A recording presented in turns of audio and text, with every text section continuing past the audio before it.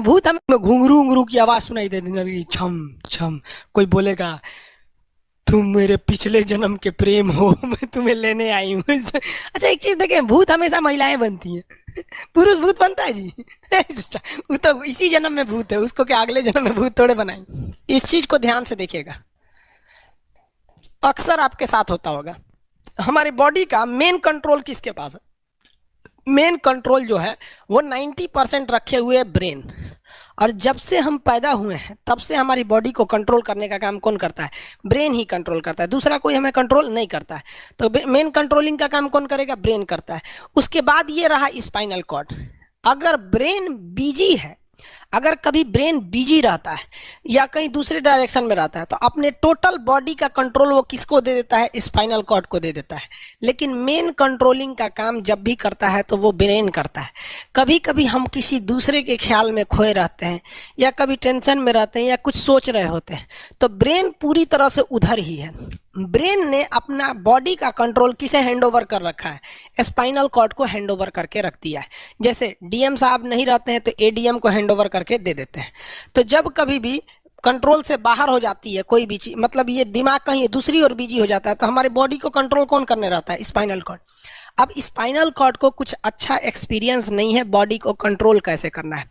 जैसे मान लीजिए ये मार्कर है, ठीक है, यहाँ पर, तो हमारे ब्रेन में इस में है आपका सेरिब्रम, जिसको पता है कि इस मार्कर का वेट बहुत कम है, तो ये उतना ही शक्ति का आदेश देगा कि भैया आराम से उठा लो। समझ में आ गया? लेकिन अगर बाल्टी से भरा पानी है ना, मतलब किसी बाल्टी में पानी भरा हुआ है, तो हमारा आंख देखेगा तो सेरिब्रम बोल देगा अरे बकलोला पूरा भर पानी है, तेजी से उठाओ, तो उसको तेजी से उठाना पड़ेगा। लेकिन ये सब चीजें स्पाइनल कॉर्ड को नहीं पता है। तो ब्रेन कहीं बिजी होता है तो पूरे बॉडी को कंट्रोल करने की जिम्मेदारी कौन ले लिया है? Spinal cord. अब आप बताइए स्पाइनल कॉर्ड से कितनी नसें निकली रहती हैं? 31 इस साइड निकली हैं और 31 इस साइड निकली हैं।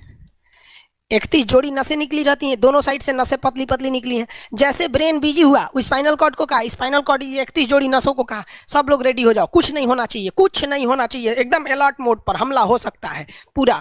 अब ब्रेन किसी को सोच रहा है कितना सुंदर थी ये थी, ऐसे करके सोच रहे हैं। अब पूरे बॉडी को कंट्रोल कौन रखा है? आपका स्पाइनल कॉर्ड। तब तक पीछे से आपका कोई मित्र आके कहता है वो, अब डर जाते हैं। ऐसे क्यों डर जाते हैं?